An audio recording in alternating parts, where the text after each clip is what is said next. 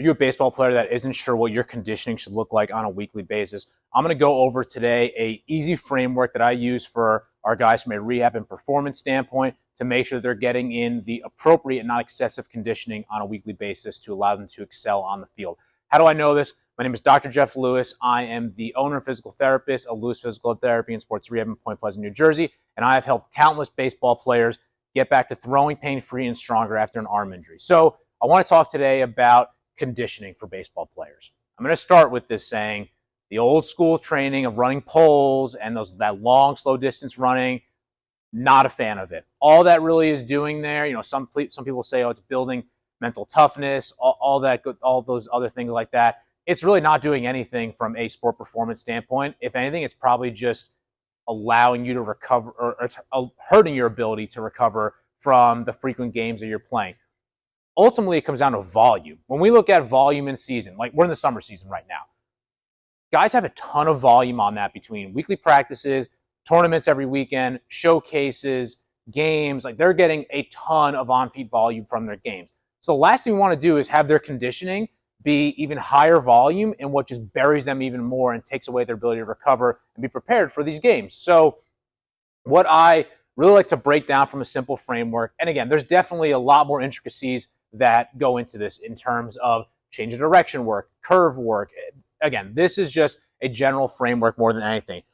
I like to break it up into what we call tempo runs and then sprinting. And again, that could be straight ahead sprinting. It could be from a lateral bias, from a turnaround to a forward sprint. There's a lot of different variations to go from it, but in general, tempo runs.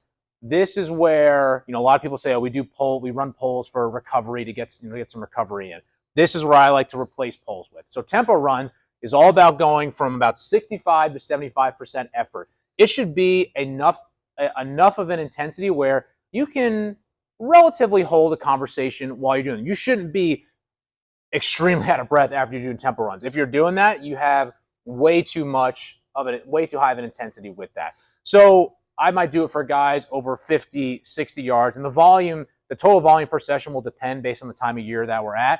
If it's maybe more in the earlier days of the season, we're probably going to have a lot more of an emphasis on our tempo work versus sprinting as we're building that up. And then that emphasis might change as we get through the season more than anything. So tempo runs, I like to have guys do it 2 to 3 times a week. Generally, you're not going to have more than 60 seconds of rest in between reps here. So say we have a guy do a tempo run at 60 yards, or a tempo run at 60 yards at 75%. So they're holding 75% throughout that entire 60 yards. They're going to walk it back. It's probably going to take them about a minute or so. So essentially when the time comes when they get back to the start, they're going to go ahead and they're going to do another one. So that's our tempo run work. Again, conditioning, in my opinion, it's not about burying guys into the ground from a volume standpoint, building toughness or anything like that. It's more about what do we need to do from a minimum dosage standpoint that allows them to recover and be prepared for their next outing. And that's where tempo runs come in big, is really assisting with that recovery process. Sprinting, I feel like gets very misconstrued from all these like fancy speed and agility drills and all that stuff you have to do there. Sprinting is sprinting, whether it's at 10 yards, 20 yards, 30 yards. We're really focusing here on high effort, speed, power production. All that gets encompassed in sprinting. This we're looking at 85% or higher of intensity, depending on where we're at in our in our block more than anything.